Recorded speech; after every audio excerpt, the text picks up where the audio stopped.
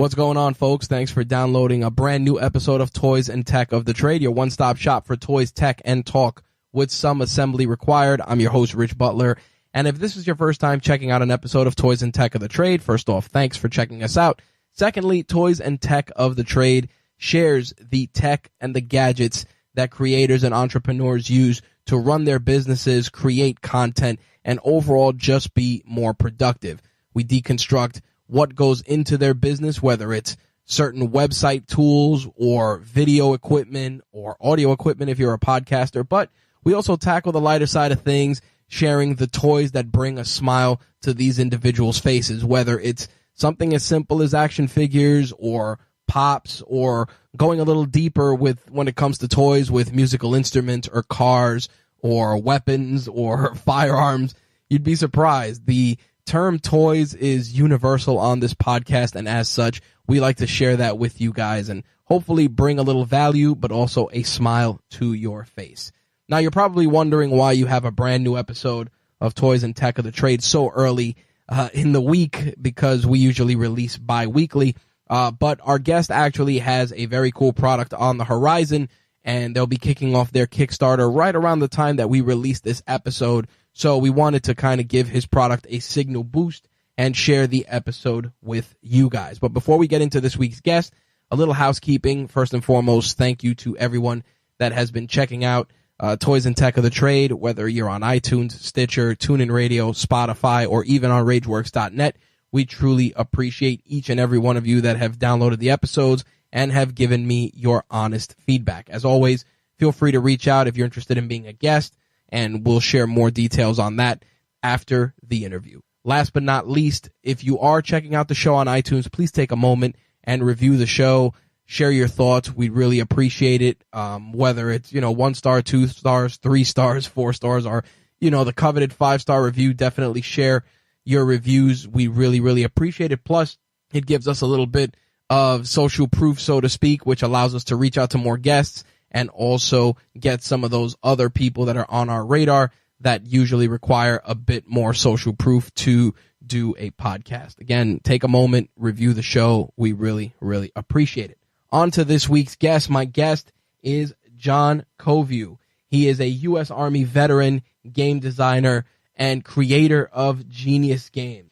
Genius Games specializes in creating science-themed board games, puzzles, and books for a variety of different walks of life, whether it's elementary school students, middle school students, etc.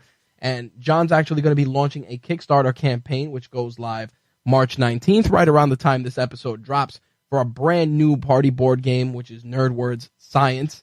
And the conversation with John, I kind of felt was originally going to be something just to talk about the game that he was promoting. But man, we took a deep dive. I learned so much.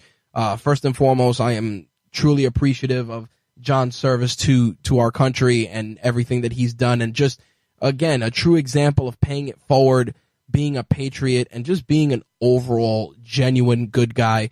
I really am better off talking to John. I came away inspired, but also humbled, because his story was just so deep and he had so much going on and he overcame so much to bring his dream to the masses. John, in addition to obviously being the CEO of Genius Games, also is an entrepreneur, definitely passes on a lot of those entrepreneurial skills to his children. And like I said, man, just a genuine good guy. But you don't need to take my word for it. So without any further ado, let's check out the toys and tech of John's trade. We're getting into the gaming space a little bit more on this brand new episode of Toys and Tech of the Trade as I sit down with John Coveyou, U.S. Army vet, game designer, the mind behind Genius Games.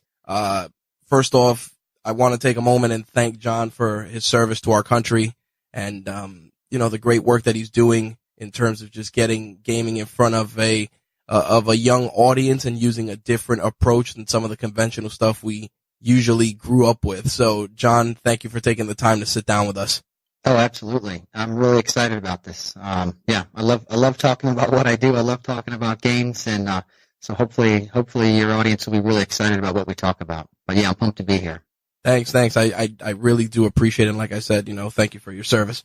Yeah, thank you. Yeah, definitely appreciate that.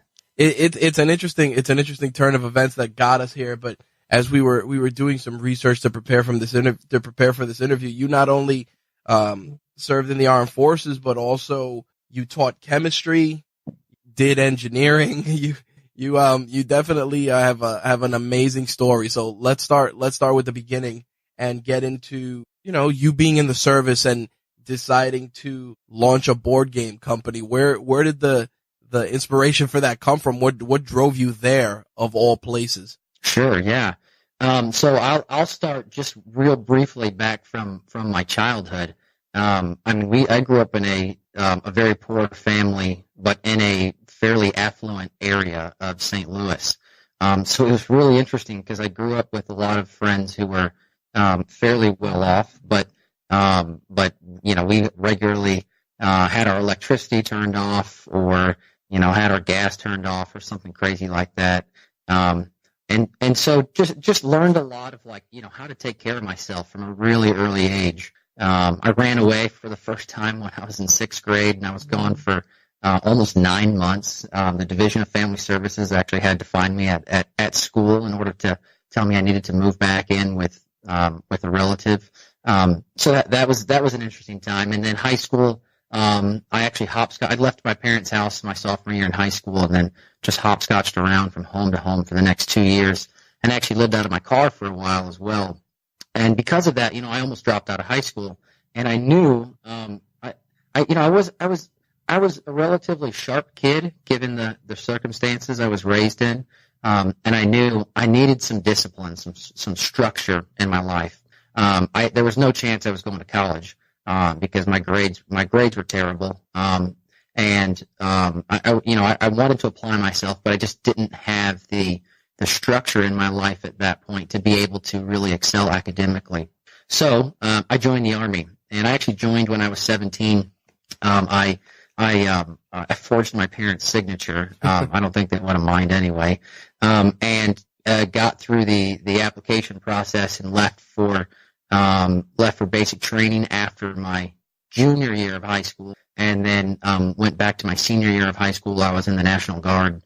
And then after my senior year of high school, went essentially full-time. And I joined as what was really interesting, I joined as a field artilleryman.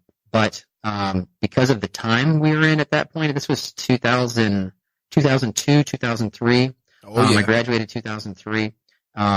During that time, they didn't really need field artillery anymore, but what they really needed was military police.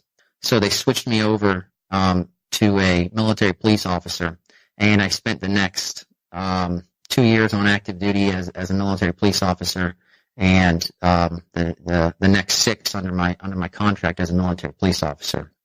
So that's kind of the background there. I definitely learned a ton about myself, about my boundaries, about my capabilities, about who I was as a human, and through my time in the service. But I also realized that is not the life I wanted to live long term, that I really did need to go back and get my education. So I went to the community college. I started taking some classes, and I had a number of professors who really just spoke life into me. Encouraged me, told me that I was smart and that I could really excel if I applied myself. And so I started really taking my academics seriously at that point. And I applied for a scholarship to Washington University, which is a great university in St. Louis. And I ended up getting one of only 2 essentially full-ride scholarships to finish out my bachelor's degree. Wow. So yeah, that was a huge blessing. I think things might have turned out differently had I not got that, because that really just catapulted me in a lot of ways. And then after, so that was at WashU in St. Louis. I studied environmental sciences with a focus on biology as my undergraduate. I wanted to be pre-med. Well, I was pre-med. I wanted to be a doctor. I thought at that point what I wanted to do was work for Doctors Without Borders, or some kind of service-based agency that gives medical aid to people in need.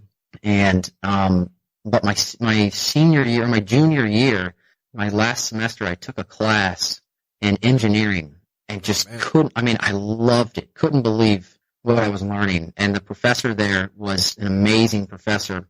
And it really changed my trajectory at that point. And I decided to, I finished pre-med, but I decided not to apply for medical school, and I devoted the rest of my time to engineering classes. And then I ended up staying there and getting a master's degree in engineering. The degree technically was called environmental, chemical, and energy. It was a specifically focused on the future of renewable energies, the future of environmental engineering and chemical engineering. And that was great. Got a job working as a civil engineer after that, and really didn't feel like I fit at that point. I was working for this corporation, and didn't really feel like I got along with my boss really well. And I was also, I was asked to do some things I just wasn't really comfortable with, the way I was tracking my time for clients and things like that. And just felt like, it was the things I was asked to do and the time I was spending on projects just really got to me after a while. And my wife and I had just had a little girl, and I had some, and I'll have to back up to actually tell you how Genius Games started kind of parallel to this process. But my wife and I knew that something needed to change, and that change ended up being Genius Games.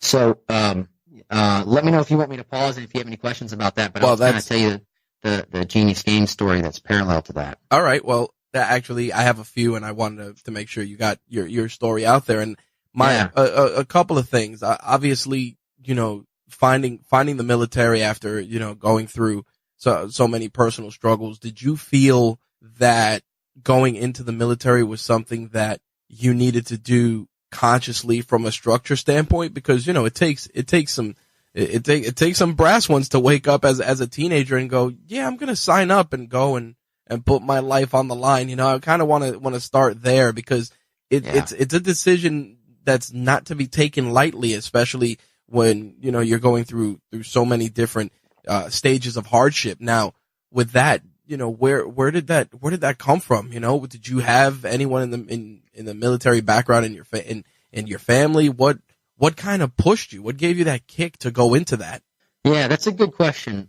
So I did have a lot of family in the military, but I have to say that it wasn't, their experiences didn't really make a very positive impact on me. Okay. My grandpa was in World War II, and he came back with really serious traumatic, post-traumatic stress, and was a very violent person. And he, my father adopted a lot of that same behavior. He was in the Navy. My father wasn't in World War II or anything like my grandpa was, but he adopted my father's violent, aggressive behavior. Right. And so, and that's one of the reasons why early on, it was a difficult childhood, because my father couldn't really control his temper for most of the time. And it's part of the reason why I left. So the military at that point, it wasn't like, I had the pride to carry on the family line or anything like that. But I did feel like there was a lot of structure in society that was given to me because of what our government was at that point. I think there's a lot of things that are wrong with our current political system. I think there's a lot of things that are wrong with our government. But man, one thing that I do feel blessed by is that we've got clean drinking water. We do have access to a lot of things that around the world people just don't have access to. And I've experienced that firsthand in many ways, traveling around the world, both with the military and with other groups. So at that time, I did kind of feel like, this would be a good thing for me to do. I'll make good money. I'll learn a lot. Having the military service on your resume, if you will, is a great thing to do. I'll figure out how to be more disciplined. I'll learn a lot of skills that will be useful. And a lot of that when I was 16, 17, a lot of that's pretty naive, but you don't really know what you're getting into. But at the same time, it was like, this is a good option for me. Because I wasn't really sure what other options there were. So, I'm not sure if there was really any one really strong thread, but that's how I'd probably answer that. How were you? Were you just cognizant of the fact that that there would be, it's like, hey, I may see combat in the future. I may get shot at. Because at 17 years old, it's like see the world. The pitch. You know how it is when people are trying to recruit, especially in schools. It used to be, see the world, get a free ride to college, et cetera, et cetera. Were you kind of in the know, like, hey, this could, especially because during that time, from 2001, post 9/11, things were interesting if you were getting ready to join the armed forces, Yeah.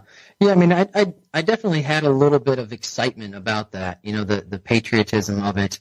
And the idea of being like a soldier, possibly a hero, like those kinds of things. But, at that point, at that age, like it was so idealized, Right. It wasn't, it's sort of like Monopoly money, it's not the real thing until you actually go out there and do it and realize, dang, this is not, it's not what I signed up for. Oh no. Yeah. It's very different in reality. I did have some of that going on, I did have, I'm still a very idealistic person. I was at that point and I still am, maybe a bit less now, a bit more of a realist now. But yeah, I wanted to be a soldier. I wanted to, have that honor and carry that burden but I didn't really know what that was like. You see combat in movies and things like that, and most of the time it's completely different than what you see in movies. So. Oh yeah, absolutely. I think part of the misnomer is that many people have, like I said, they're looking at the shiny polish without looking at the grit that goes into it. And I think, that's why I wanted to ask you about that, because at that age, it's like you're 17 years old. It's like, we're trying to figure things out, so to speak. And then it's like, yeah, I just figured out I want to go in the military. All right. And I'm going to, forge my parents' signature to do it. Like it takes a lot to just decide that. And some people, it's like they get there, and to your point, they don't know what they signed up for. And then when they get there, they're like, well, I can't leave. And then it kind of just, they don't join the military by choice, but the military kind of bonds with their DNA by force. It's like at that point you can't leave. So you got to kind of make the most of it, unless, you do something crazy and like shoot yourself in the foot, Yeah. So now let's switch gears a little bit. You leave the military, you go into the private sector. You're working, you're doing an engineering job, and, it's interesting. I find that you're like, I didn't like my job. I didn't like this. I didn't like the personal things I had to do. Was part of that because, you're in the military, you're kind of listening, you're kind of doing what they tell you for so long that you reach a point that you're like, wait a minute, that's just not right.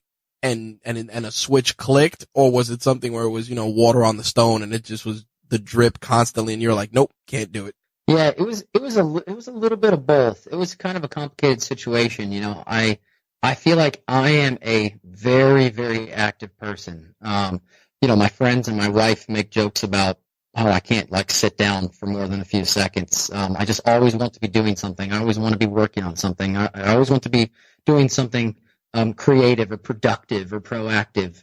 And when I was working at that job, there wasn't a whole lot to keep me busy. And I felt like, man, I don't feel right about just like doing personal work or, planning a vacation or like checking my personal email and calling my friends. But what am I? I'm just sitting here. Like I'm just sitting here doing nothing. And it drove me crazy. But I had to bill that time somewhere. Yep. And so, they essentially, they wanted you to bill it to projects. I'm like, well, I'm not going to bill it to projects. I said, well, you have to. You got to bill it to something. And so I was in this difficult position where I'm billing time to projects that I didn't actually work. And that I couldn't do it. I ethically, I couldn't do it. And, it was great money. I definitely lost a lot of revenue potential leaving a job like that to go out on my own and try and make something. But for the purposes of my soul and for the happiness and for me to come home as a good husband and a good father to my children and feel good about who I am and what I'm doing, I couldn't do that any longer. And the other thing, I think when people want to be a part of something that matters, right? People 100%. Want to be a part of like a team. They want relationships that matter. And I didn't really feel like I was getting any of that. Like what I was doing really mattered, that it made an impact on the world. And, if I would look forward 40 or 50 years and say, do I regret anything about my life? If I would have stayed there, that would have been a regret. And looking back, the fact that I lost the salary that I had but made the decisions for my personal health and who I was, I don't regret that one bit. And when you think about when you think about what it means, if you think about the great bosses that you've had, or or maybe the great peers, coworkers that you've had, and the ones that were just total failures, you don't think about how technically savvy they were, how intelligent they were, how smart they were.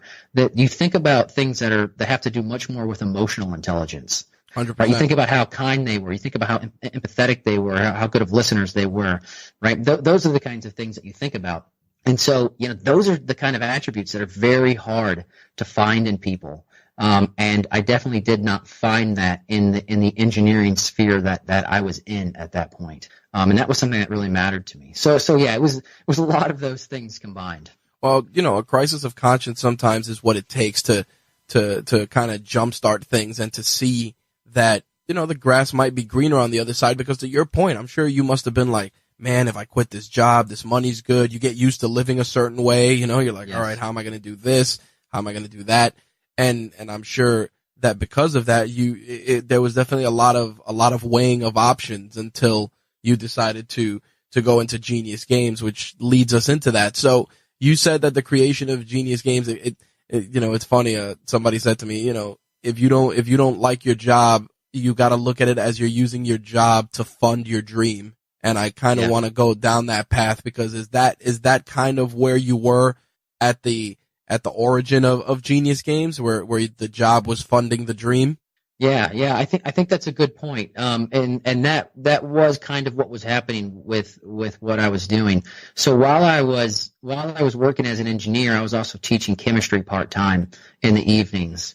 And through this whole process, when I was studying the sciences and getting my degree in that, and while I was teaching chemistry and teaching and tutoring other sciences, what I noticed was so many of my students would come into the classroom and they would already be intimidated by the content.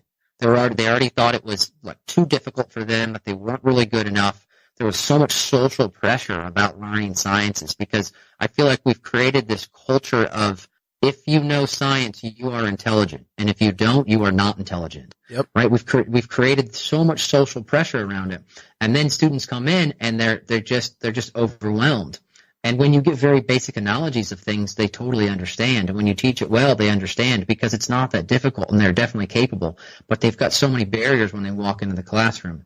And then I couple that with these same students and all of my other friends, while I would be at a gaming night playing board games with some of my friends, and they would memorize so much information about, say, a sci-fi world or a sci-fi race that doesn't even exist in reality. And I'm like, what in the world? Why can't I get my students to think like this, to behave like this, to memorize like this? My students would talk about the craziest information about sports or about games, video games, and things like that, other things going on. And I'm like, why can't I get them to think about science like this? And that's when I kind of thought, you know what? What if I tried to make some board games about chemistry, about biology, about physics, about these scientific topics that I'm trying to teach my students? And like anyone early on who wants to create something, who hasn't done it before, you realize that you're pretty terrible at it. And that's okay, because you haven't done it before. And the first couple games I made were just awful. Really, really bad stuff. But I kept at it. I put those games in front of more people. I asked for feedback. I learned how to be a very, very good listener, even when the feedback was harsh and maybe even offensive. But you have to get down to the bottom of, what is it that is working and what is not working, and how do I capitalize on what is working, and how do I change the things that are not working. And I think that's just good advice no matter what you're doing, no matter if it's life experiences or you're trying to create something or you're just trying to become a better person. What am I doing that is not working, and how do I change it? And what am I doing that is working, and how do I capitalize on that and amplify that? And in order to do that, you have to be a very patient, humble listener. And that's a skill sometimes you just can't teach. Someone's just got to find it on their own, right? 100%. So yeah, that's how that process worked, and that was kind of the impetus behind it. And at that point, I loved board games. I was a huge board gamer, and I just wanted to play something that was real, right? I played so many games that were sci-fi fiction games, and I'm not talking down on them at all. They're really great games. It's really fun stuff. But every once in a while, I'm like, man, I want to play a game about something about human biology or something about chemistry and just geek out on it because I'm a geek and I think games are fun, and get some science friends together and play something like that we can just feel clever and feel smart about, So that was the launch of the first few ideas. And the first game that I decided, I think this is good enough to try and publish was a game called Linkage, a DNA card game. And I was looking for publishers that were willing to publish a hard science themed game, and most of them were kind of like, I don't know, I don't think that's going to work. I don't think there's any demand for something like that. I was like, no, I think there is. And for the most part, I just put my money where my mouth is because I couldn't find a publisher, and decided, I'll publish it myself. I knew nothing about publishing. I knew nothing about, the military before I joined. I knew nothing about, so many things in my life before I started doing them. I knew nothing about publishing before I started a publishing company. And I essentially just got my hands dirty, jumped in head first, right? The faster you fail early on, the quicker you're going to learn how to do it right, and the quicker you'll be successful. And so I just jumped in head first. I heard from a number of people that Kickstarter was a great way to launch a product. So I started learning how to use Kickstarter, and that process led me to a blog called from a company called Stonemaier Games. Jamie Stegmaier here in St. Louis. He has one of the best blogs, I think, in the world on how to use Kickstarter. So I read all of those and then created a Kickstarter campaign, and we launched Linkage in October of 2014. And we needed, I think it was about $2,500, maybe $3,500 we needed at that point to print 500 copies and get those out to all of the backers. And we ended up raising almost $13,000. And we ended up printing 2,500 copies of the game. So it was a pretty huge success. And I did that actually. I think that was part-time while I was still working as an engineer. That was kind of the thing that really kept me going. And at that point I decided, I think there's something here. Let me try it again. So I tried it again with a follow-up game called Peptide, a protein building game. It was sort of the biological follow-up to Linkage. Where in Peptide you are essentially mimicking the process that our body goes through to build proteins, which is it takes RNA, which is a copy of DNA. DNA is like our genetic code, defines everything about our physical body. And that copy goes onto a ribosome and essentially prints chains of amino acids. And these amino acids are like coded from that DNA, and they fold into proteins. And the proteins are like the structure of our entire body, right? It's this beautiful, brilliant process that our body goes through millions of times a day. And so I made a game about that, ended up raising, I think, $16,000 or $17,000. And I was like, you know what? At this point, I feel like there's something here. I feel like there's something viable. Went home and talked to my wife. We had just had a little girl at that point, Honora, and I said, I can't stay at my job anymore. I feel miserable. I feel like it's ripping the soul out of my chest. But I think I can publish these board games. But we have to sell our house. We have to sell our nice cars. We have to move into the city and make a huge lifestyle change. And she said, it's worth it. So we did it, and we moved into the city. It was just a terrible little 2-bedroom apartment with peeling paint chips and cockroaches and just a disgusting place. But we saved so much money and launched the company out of those sacrifices. So it was just an incredible time that I look back and think like, man, I am just blessed to have the spouse that I have right now. Well, I was about to say that. Yeah. That's a hell of a partner you have. And I think that makes it, that's something that's very, very important. People don't understand until they've been in the trenches. When you want to start a business or you want to start your dream, it's a thing where you need to surround yourself with people that share that fire with you. Because what ends up happening is a lot of businesses don't just fail because the person loses steam or lack of funds, but just lack of belief. People just don't sit there and say, hey, this is great. And you also need the people that'll, just call you out on your BS. They'll be like, hey, this isn't going to work, or you got to do this. And then you have to make those hard choices. So I think that's huge to your success, was that you had a partner that was willing to jump into the fire with you. And that's important. Right. Yes, absolutely.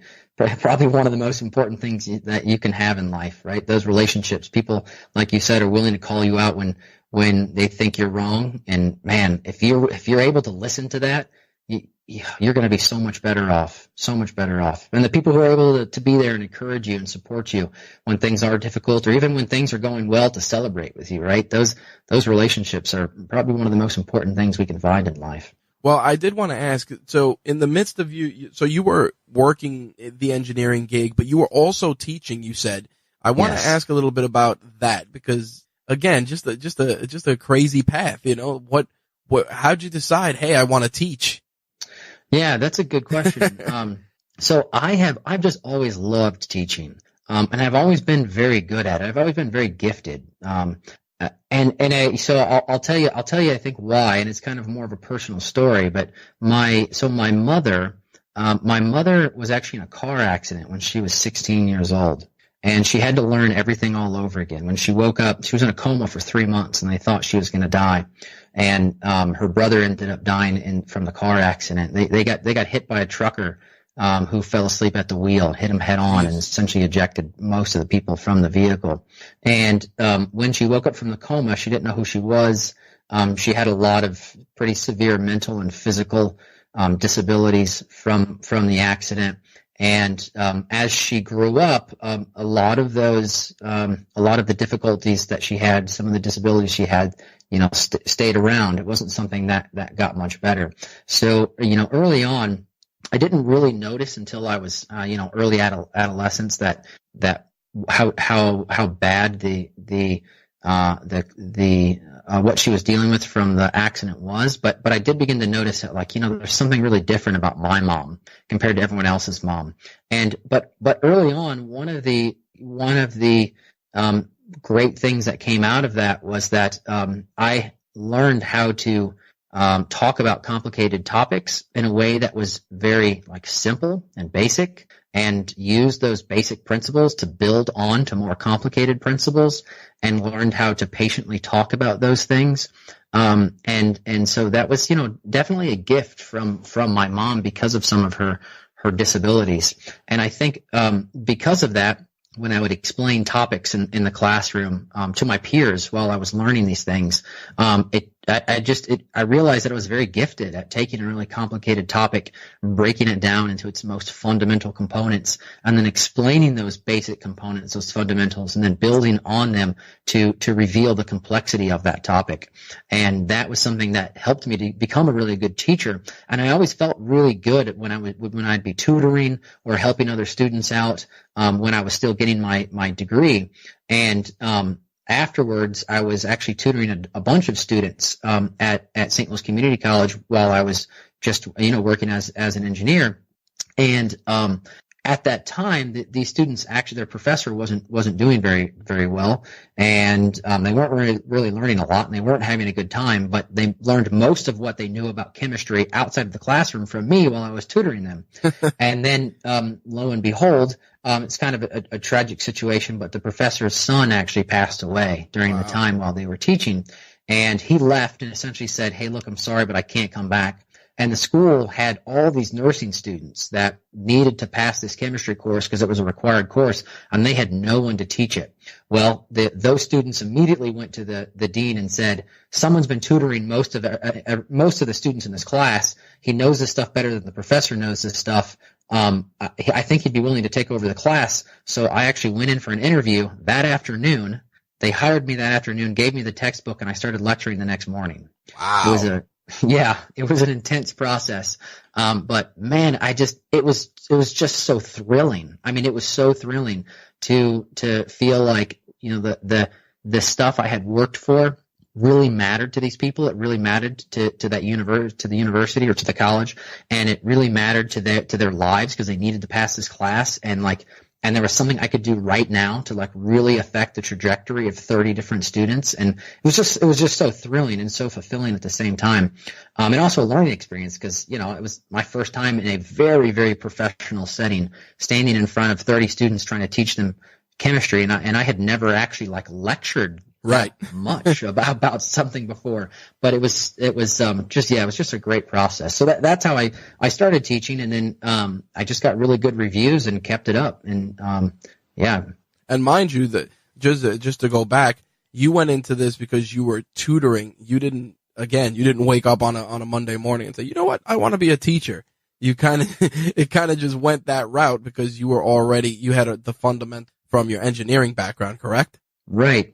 Yeah. I was tutoring just because I loved the sciences. I loved chemistry, and I was really good at it. And so, I had some friends in the class, and that's really why I was tutoring, because the friends asked me if I would help them. And I said, "Well, of course I'll help you." And so I was tutoring a group of them just for free because I just loved the content. And I think it was kind of a good life lesson for me. A lot of people have asked me, do you feel like your success is, something that you did? Is it the result of your own actions, or is it just like luck? And I think obviously the answer is a combination of both. But if you have a 6-sided dice and you need to roll a 6 and you don't roll it on your first time and you stop there, well, that was luck. Yep. But if you decide to keep rolling it over and over and over again until you roll what you need, that's not luck anymore. That's tenacity. That's grit. And putting yourself in the positions to make yourself successful, working hard just to make yourself better and to give yourself opportunity. That's grit. That's tenacity. That's not luck. And so, I would encourage everyone to work your tail off, to put yourself out there, to give back. And people are going to notice that, right? People are going to notice that, and they're going to want what you have. Now, as you were building Genius Games, you were still also teaching and you were still also working at the same time. How did you juggle that time? You also were a new dad at the time, right? How did you compartmentalize everything to be able to dedicate, different parts of your day to these different aspects of your life? Yeah, that's a good question. I learned a lot about time management. I also learned a lot about prioritization. And I learned a lot about what's most important in life at that point. I would say that I think some of the things I regret about that time are how much of the time with my wife and with my kid I sacrificed in order to build some of those things that I was doing. I think I could have still built them and had as much success had I known how to properly manage my time and how to properly prioritize things. I think there's a big difference between things that are important and things that feel urgent. And the important things we know are important, but they always get discarded for the things that are urgent, because the urgent is right now, and I got to do it right now. And it doesn't matter if it's in reality, it's not even that important. And so I think during that time, I learned a lot about that, about the difference between things that are important and things that are urgent, and trying to figure out how do I only have X hours today to work on the things I need to work on. what are the most important ththings I can do with that time, instead of looking at my inbox and saying, oh gosh, I got 20 urgent emails, I got to answer all of them. No, you don't have to. What is the one most important thing you should do right now, and do that thing? And I would say that a number of those times, the most important thing I should have been doing was spending time with my family, spending time with my daughter, spending time with my wife, and I didn't. But my wife is very gracious, and we've talked a lot about that, and talk so that we can figure out how we move forward and fix things like that. But yeah, I would say I definitely look back on that time. I don't think I managed it well. So it wasn't like I've got the silver bullet for how to do that. But I think now I do it much better, knowing how to manage my time much better. Well, now with Genius Games, at what point when you decided to quit your job did you move into this apartment and say to yourself, okay, we're in this apartment, I need to get out of this apartment? As soon as you put the key in, you said to yourself, I need to get out of this apartment in 12 months. Did you set an expectation for yourself at that point? Was that a driving force to keep Genius Games moving and to keep yourself moving? Because it's one thing you said about not being able to stay still. Yeah, no, that's a good question. I think that would have been pretty wise had I done that. Pretty healthy had I done that. But unfortunately, I didn't.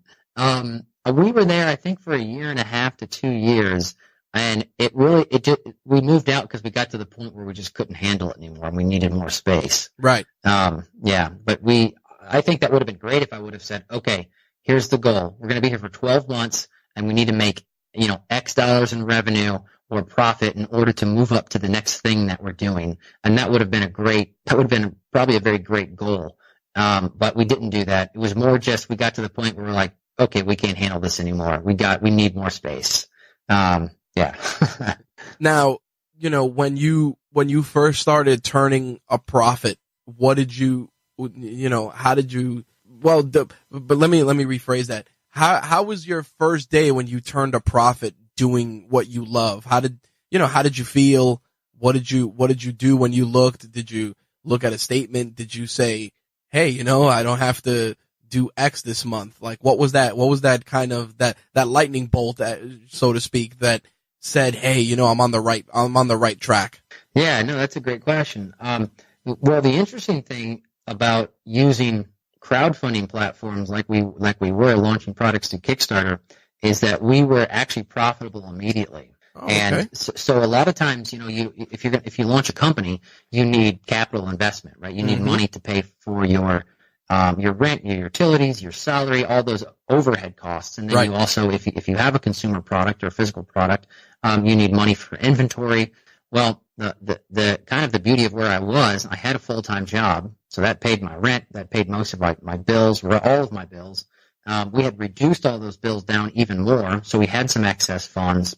And then with Kickstarter, the way that platform works is you have an idea for a product or something that you want to launch. People are giving money up front before they receive the product so that you can use that money to finish the production. And so it's almost like a pre-order system, but I don't want to call it a pre-order system because it's so much more about the community and building that product together with your community, with your backers. But so you have all that money up front before you manufacture and before you ship. And the challenge, though, with that is, so we were profitable like right away. Before we ever manufactured anything or spent much money on it, we had money coming in already before we even shipped that product out.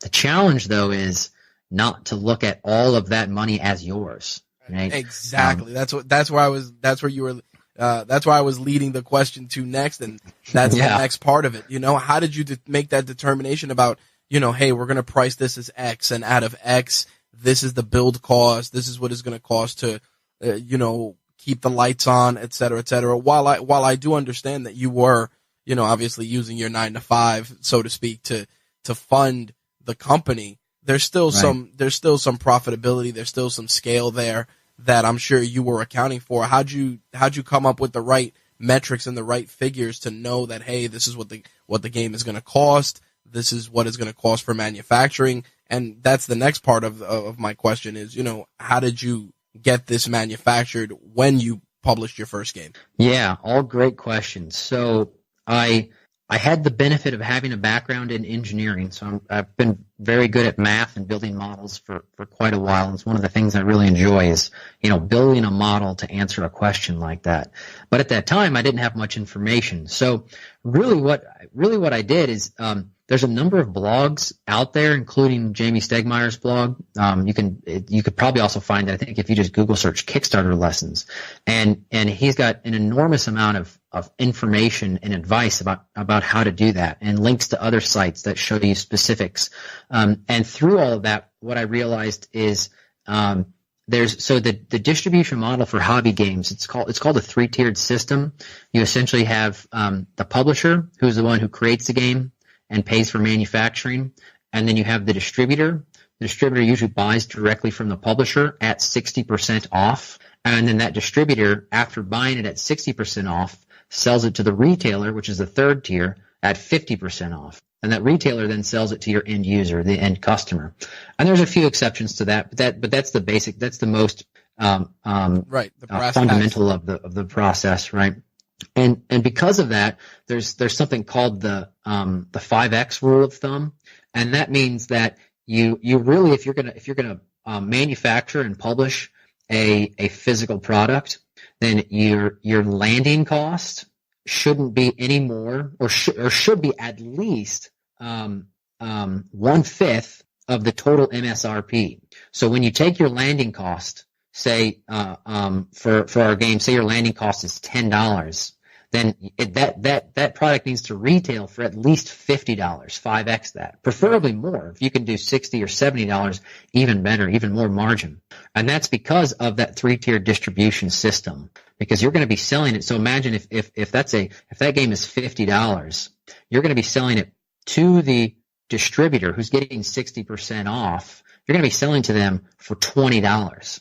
And so you need to, if your landing cost is $10 and you're selling it to them at $20, you've only got $10 of actual profit there on a $50 game.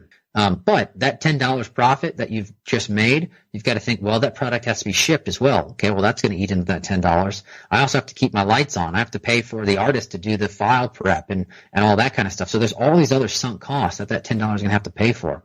And if you get much lower, right? If it's if you have a product that manufactures, or that you have a landing cost of $10 for, and you try and sell it for $30, well, man, now you're in bad shape, because you're going to sell that $30 game to a distributor for what, $12? You're going to have a landing cost of 10. Like you're going to lose money. Yep, you're behind the 8 ball then, for sure. Right. And landing cost, what landing cost is it's the combination of manufacturing as well as freight, getting it from the manufacturer to your warehouse. And both of those are fairly significant costs. And these are all things that I just learned through practice, through talking to people. I say the three best things that you can do are, number one, go out and find blogs. There's all kinds of blogs that talk about this stuff. Number two, there are Facebook groups with advice for stuff like this, and you would never imagine the kind of Facebook groups that are out there. But there's a few that are specific to like board game industry and board game publishing and Kickstarter, and you'll have thousands of people in those groups that are willing to help and answer questions like this. If you just say, how do I know what I should price my product at? What should the MSRP be, or what should the retail cost be? You'll be able to go any of those groups and find all kinds of answers. And then that third is just find other people who have done it, who are willing to give you advice and mentor you through that process. And those I feel like are three things that I took advantage of: finding people that would answer questions and mentor me through the process, posting in these Facebook groups and other forums where you have lots of people who already know this information, and then also just finding blogs out there. You can learn how to do almost anything if you're willing to learn, and you're willing to listen, and you're willing to do the research and find the information. Now, you've had your products featured in many different publications, but I wanted to talk about your National Science Teachers endorsement. Man, that must have given you a shot in the arm when that happened. Tell me a little bit about that. Yeah, well, I mean, it was a fairly anticlimactic process. We went to a few of the conventions, the National Science Teachers Association conventions, and demoed our games, and the teachers really loved them. And then we heard that there's this thing called NSTA Recommends, and it's essentially you send them product, they play it with some of their teachers, the teachers play it in the classroom, and they either say, yeah, we like this, and they give you the recommendation, or they say, nah, probably not for us, and then they don't. Well, we sent in, Ion, a compound building game. The teachers played it, and they came back and said, hey, we really like it, so you can, put NSTA recommends on the box. And, I mean, that was basically it. But, yeah, it was a huge shot in the arm, like you say, because it was the first major endorsement from a organization, from a credible organization that we were then able to use and say, look, these aren't just fun games, and they're not just science themed. This is actually endorsed by the National Science Teachers Association, right? That carries a lot of weight with it. 100%. So yeah, it was a fairly simple process to get done. Believe it or not, a lot of the stuff that we've done that had a huge impact was actually really, really simple. We just had to do it. We just had to say, like, well, let's try this. Did it work? Nope. Okay, that's fine. It only took us, 10, 15 minutes. Let's try something else. Did it work? Hey, that worked. Wow, that's a huge outcome, right? I mean, you just gotta try stuff. Yep. No failures, only lessons. Yeah. So, right, like what Wayne Gretzky said, you miss 100% of the shots you don't take. That's right. Just take the shot. Now, you're running Genius Games. You're also still teaching, but you're teaching entrepreneurship and crowdfunding, I saw. And that's right. And game design as well. There you go. So you're kind of now, you've taken your passions, you're paying it forward, and now you're teaching all of these things. And I wanted to just touch on that real quick. Teaching entrepreneurship now to young people. I'm sure obviously you're going to impart your lessons to your children first. How does that feel now? Think about it. You went from all of this trial by fire, so to speak, to launch this business built on hard work and genuine sacrifice, and now you're paying it forward. Do you feel accomplished? I guess that's the word I want to use for that. Do you feel accomplished now when you look back because you took that first step and you got out of that job that was, like you said, was soul sucking? Do you feel accomplished now that you're able to just pay it forward in this way, teaching others to build and follow their dream? Oh yeah. Yeah, I would absolutely say so. And it's a really difficult thing to think about how I feel about it, but I'll try and articulate that, because I think there's a lot of maybe advice that can come out of that. I feel like in a lot of ways, kind of like how we talked about earlier, that a lot of this success is the combination of hard work, of tenacity, of grit, and maybe also some luck. But again, I would say, you miss 100% of the shots you don't take. And if you want to roll a 6, you just keep rolling and rolling and rolling until you hit it.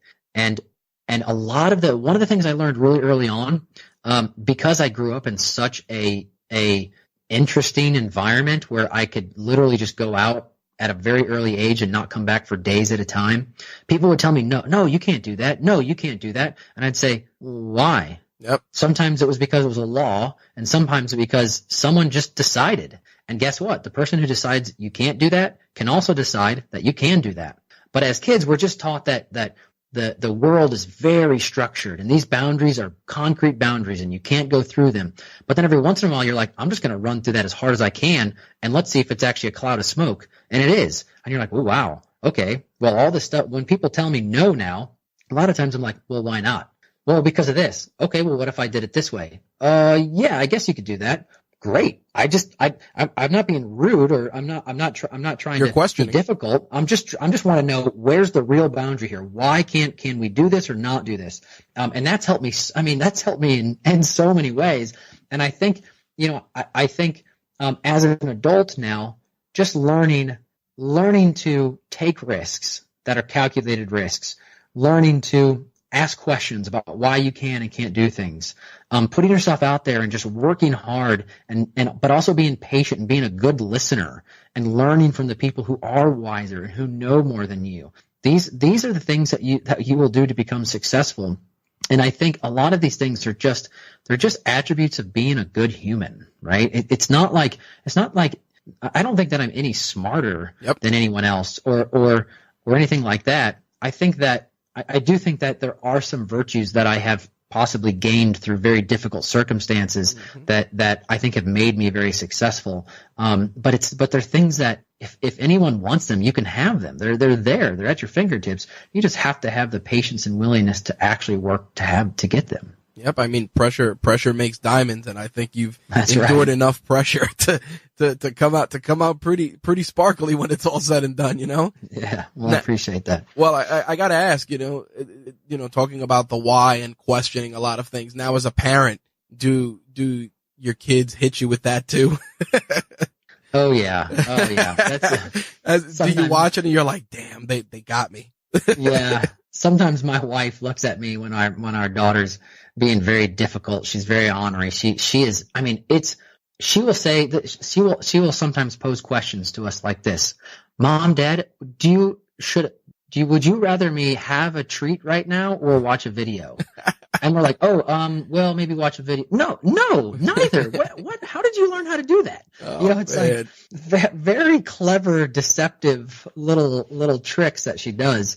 And when you tell her no, she will either, if she doesn't throw a tantrum, she knows how to put on the charm. Oh man. She's like, oh yeah. And I give into it because I'm like, you know what? Part of this, I want you to see that your voice has power, Yep. right? I want you to see that there are certain things that you can get, even though we say, no, you can't do that. No, you can't have that.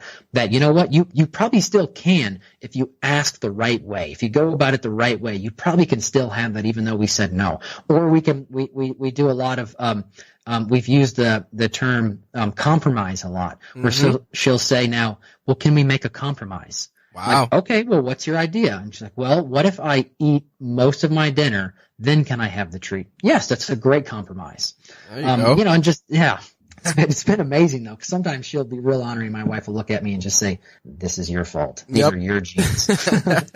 Well, you know what it is you were sharing your story. I said that a lot of it, a lot of that wander, it was mostly obviously because you didn't want to be in the situation you were in, but it was also self-discovery at the same time. Yeah, absolutely. So I think, that some of that stuff, you needed, I guess, you needed that vision quest to put you where you needed to be now. Right. So before we move into the next part of our episode with the hot seat, I do have to ask about pancakes. Fantastic. I have to ask about pancakes, number one, because I love pancakes, and I think IHOP was doing free pancake day this week. Oh, boy. That sounds dangerous. As soon as I read up on that, I said, oh man, I gotta ask him about pancakes because I have very specific rules with pancakes and I need to know where you stand. All right. So I actually used to cook at IHOP. I was there for a couple of years. Oh man, that's awesome. Yeah. And during that time, I just learned a lot about making. I love breakfast. And actually, we had a bunch of friends over last Sunday night before I flew out to this game convention that I'm at now, and I cooked breakfast for dinner for 4 or 5 different families, and it was just a great time. So I'm still a huge breakfast and breakfast for dinner fan. So while I was there, I fell in love pretty hard with pancakes and learned this process of how to make a perfect pancake. And what was even more cool is through working there, there was this old lady that would come in all the time, and I through watching her and talking to her, she actually had this process for how once the pancake is cooked and served to her, how you properly butter and syrup the pancake so that you can actually eat the perfect pancake as well. Oh man. And it's an incredible process. So with that said, and I'm sure you took some lessons from that. Obviously, number one, I got to tell you, I'm a big breakfast for dinner person too. All right. I'm a big fan. And a huge fan of pancakes. Like I said, I have to make sure when I go out to eat and my wife laughs, I'll be like, listen, I need them edges crispy. And I tell them that, and it's a good place. They'll be like, yep, we know. Yeah. That's awesome. And I'm sure your kids probably love when you make them pancakes. Oh man, that's like the highlight of their week when we make pancakes. There you go. But I try not to make them too often because I mean that's a lot of carbs and gluten and a lot of butter and fat and a lot of syrup and sugar and it's just. Oh yeah. How did we get away as a culture of like eating fried cake for breakfast? I mean, that's just crazy. Well, it's funny because I was talking to a friend of mine and he was like, yeah, you got to buy this and you got to get this organic stuff and this and this and this. And I'm all for all of that. But then I said to him, I'm like, listen, man, some of our family members live till their 80s, 90s eating the worst stuff, and he's like, he's like, yeah, you're right. Cause if you think about it, it's like you can have the best diet in the world. You can go to the gym 5 times a week. But if you're genetically predispositioned to get an illness, guess what you're still going to get? An illness, that's why, and it's funny that your enthusiasm talking about that and about breakfast and all the stuff, but also acknowledging that the stuff isn't that good for you. It's just funny to me because, like I said, so many people, they'll deprive themselves of that. And it's like, listen, you can't stop you can't stop the Grim Reaper. You can't stop Father Time. So, you might as well enjoy a short stack of pancakes, because you're going to come to a point in your life where you might not be able to. Right. Yeah. You got to enjoy some of it while you've got the time. I did want to tell you, if you want to try something different, if you have a Trader Joe's in your area, pick up their pancake bread and then get back to me. And get back to me. All right, sounds good. I will do that. We are avid Trader Joe's shoppers, so I will forward that on. We'll definitely try it out. There you go. All right, so I want to jump into what we like to call the hot seat. It's a series of just rapid fire questions, just real off the cuff stuff. Dive into a couple of different things. So first and foremost, obviously now in 2019, we run our businesses on our mobile devices. What's yours? I have an iPhone 10.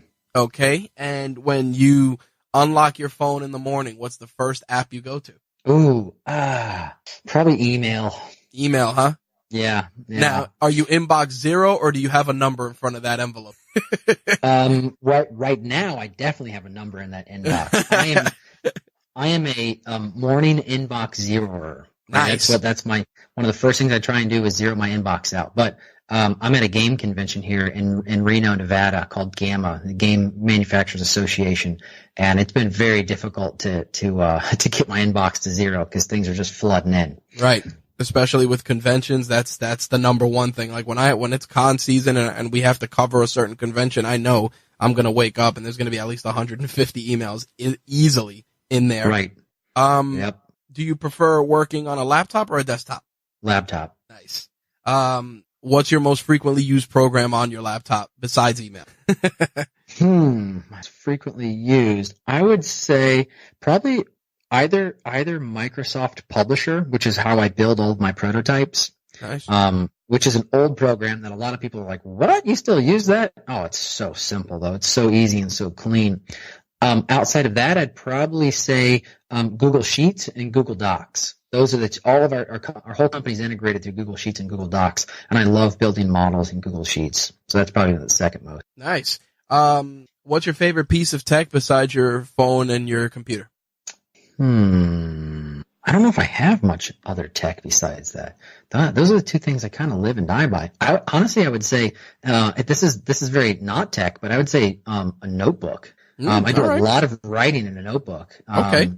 That's where most of my brainstorming is in a notebook. Nice. So do you journal or do you just keep a notebook on you to just jot down ideas at a moment's notice? Yeah, it's more to flesh out ideas. The first draft of most of my ideas, I'll get a notebook out and a clean piece of paper and just start sketching out game components and how mechanics will work and how things will function. And then I take it and I move it over to digital. But the first few idea designs come right out of like reading a book and working on science material from a textbook or something, and then just having a clean piece of paper and sketching things out and thinking through it that way. Nice. All right. Do you work with or without music in the background? I like to work in dead silence. All right. Music sometimes is a little distracting for me, but I do sometimes. So it depends what kind of work I'm doing.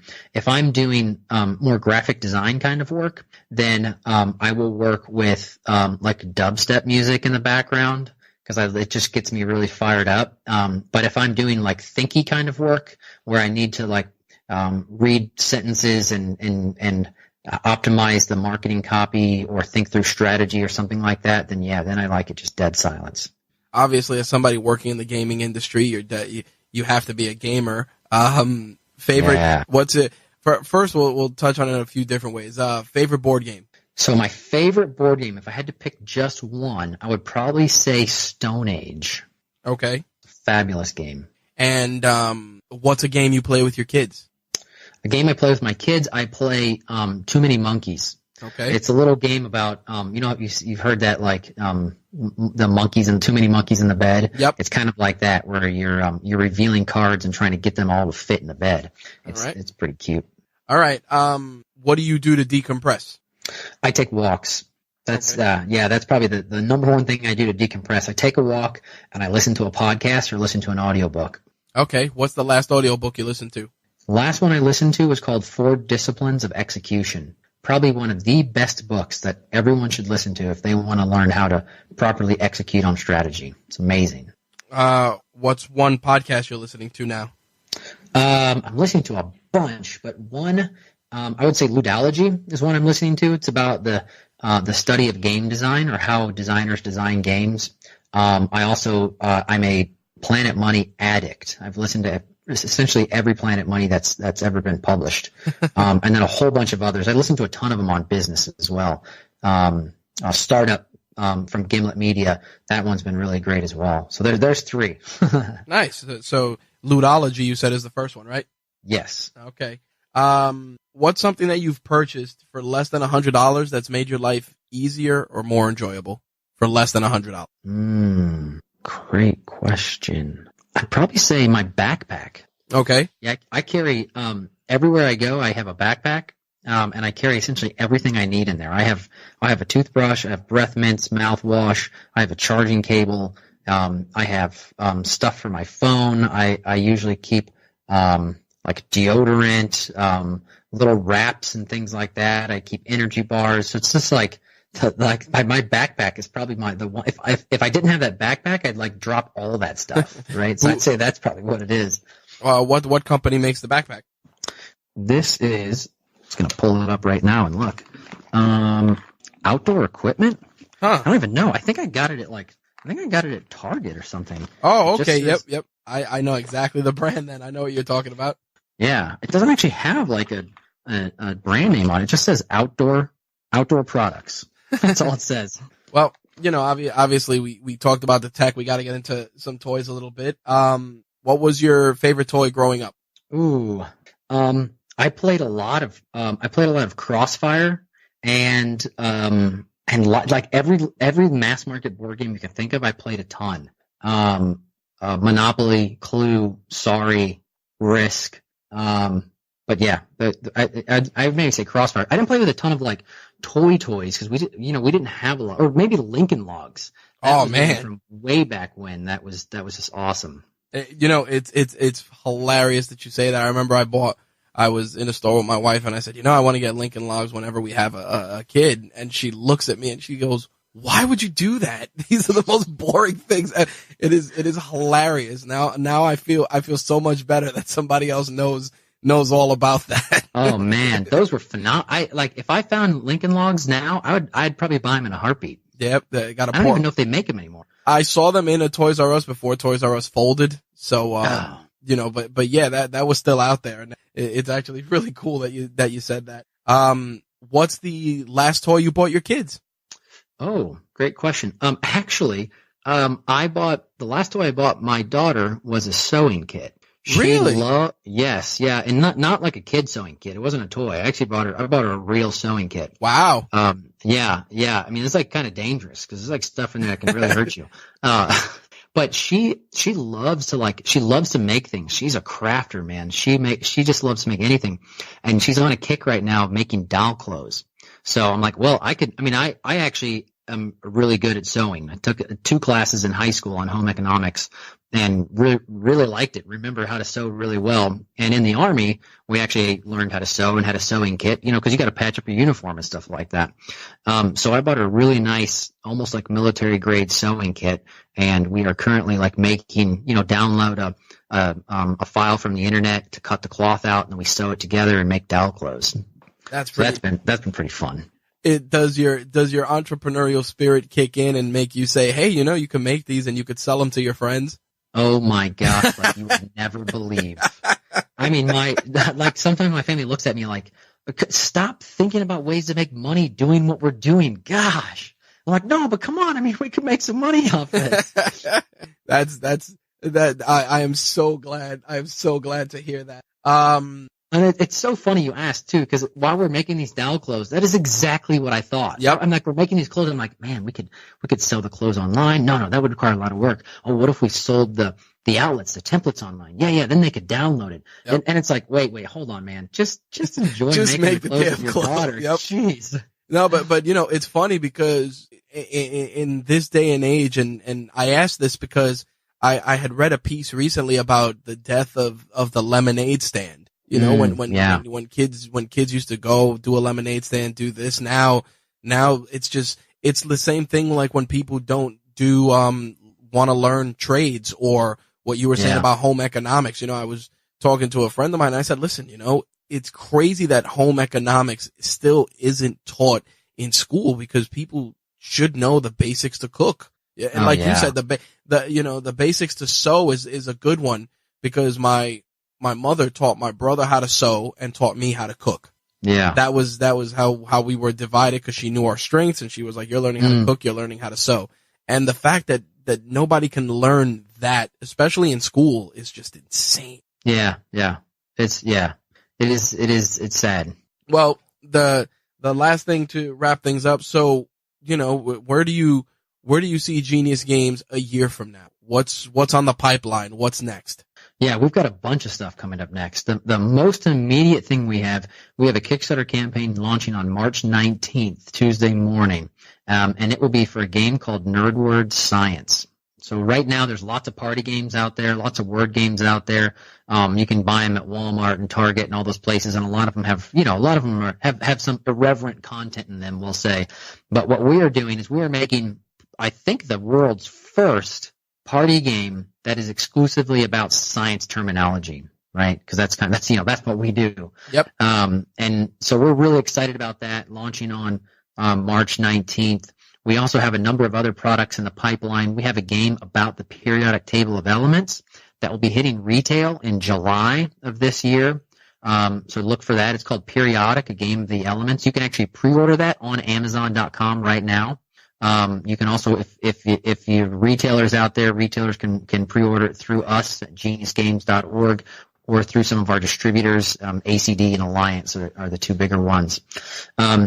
And this year, this is actually the 150th anniversary of the periodic table. And so the United Nations has declared this the year of the periodic table, right? So this year is a big deal. So we're launching this game in the year of the periodic table. So we're hoping that this is going to be a really big success for us. Other than that, I'm working on about 5 different math games. They're kind of smaller, quicker card games about math content. And they're for, most of our games are for, maybe even an adult audience, down in, maybe down to like 10 years old, 11, 12 years old. You can play most of our stuff.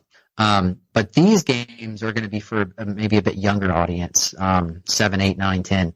But they're going to be math games that go through some processes of multiplication and division and fractions and decimals and things like that. And we're really excited about them, because we've been playing them with gamers, and gamers are like, wow, it's kind of fun. It's kind of clever what you're doing in these games. You're just using math as a means to getting the gameplay going. So yeah, those are the major projects.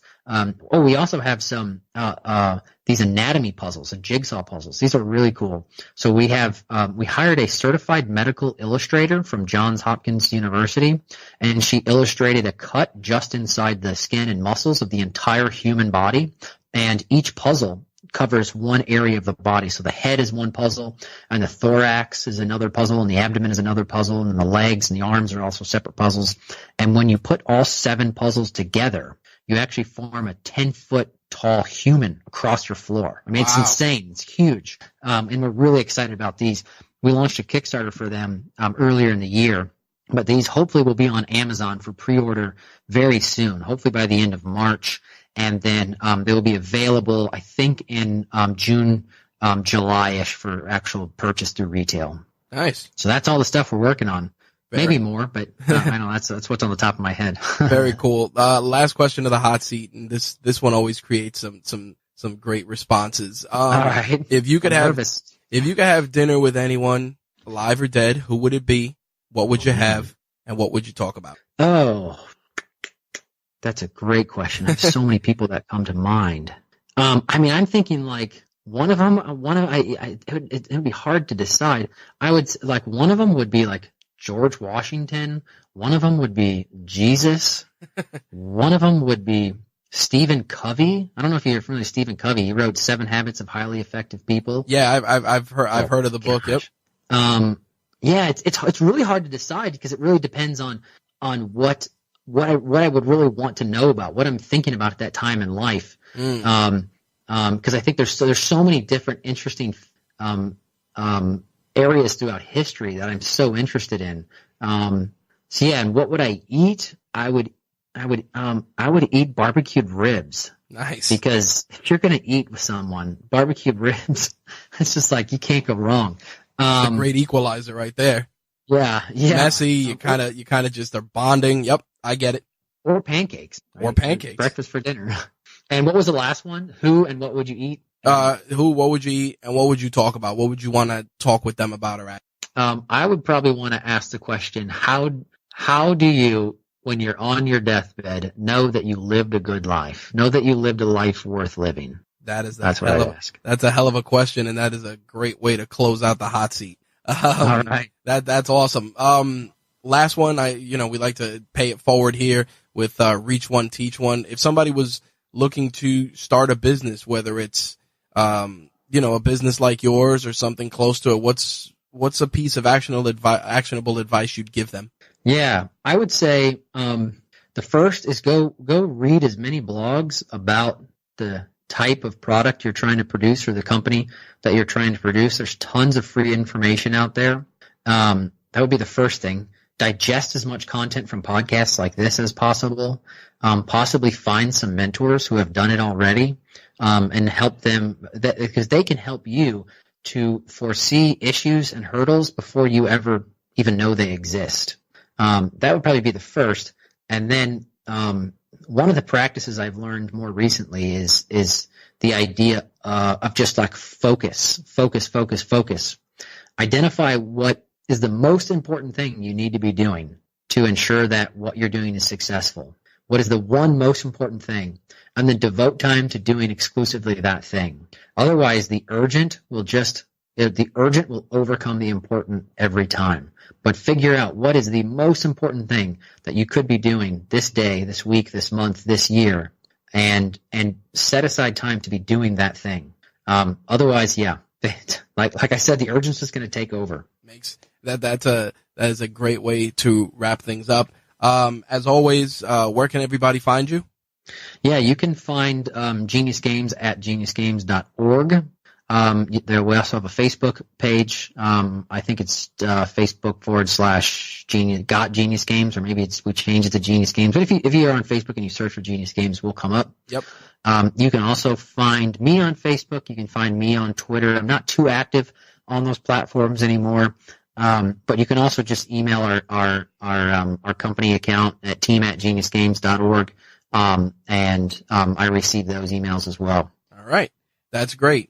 So with that, I really want to thank you for taking the time to sit down with us and share the toys and tech of your trade. Awesome. Yes, absolutely. All right. That wraps our interview with John Coveyou, CEO and founder of Genius Games. What an amazing, amazing human being. If you want to learn more about Genius Games and the work that they do, make sure to check them out at geniusgames.org. If you're interested in securing a copy of Nerd Words for yourself or want to learn more about the campaign, we're going to put links for the Kickstarter in the show notes for this episode. We're also going to make sure to include all the social media links to follow for Genius Games, John, and all the work that they're doing. Last but not least, if you enjoyed this episode or would like to be a guest on a future episode of Toys and Tech of the Trade, feel free to drop me a line, rich@rageworks.net, or fill out the contact form on the site, www.rageworks.net. Also, if you are checking out the show on iTunes, we said it at the start of the broadcast, but we definitely want to reiterate it. Just the one call to action. Please take a moment and rate the show on iTunes. We would truly, truly appreciate it. Any of the stuff that we discussed on this episode of Toys and Tech of the Trade may have affiliate links, which, if you're not aware, for full transparency, affiliate links do not affect any of your purchases. We actually just receive a small commission from the retailer that we use, whether it's Amazon or Entertainment Earth or anyone else, which allow us to give you guys better content and create cooler stuff for you guys. So by all means, feel free to use those links to complete your purchases, whether it's something related to what we discussed on air or something else. But by all means, every little bit helps, so feel free to use our affiliate links. And if you're interested in being an advertiser on Toys and Tech of the Trade or any of the other shows on the RageWorks network, feel free to fill out our advertising form and we will get back to you. We also accept advertisers for our website as well. All right, guys, I want to thank you for taking the time to check out our interview with John Coveyou, and we'll see you next week. We'll be back on our regular schedule with the Marvelists, Peter Melnick, as our guest. All right, guys, thanks for listening. See you next time. Peace.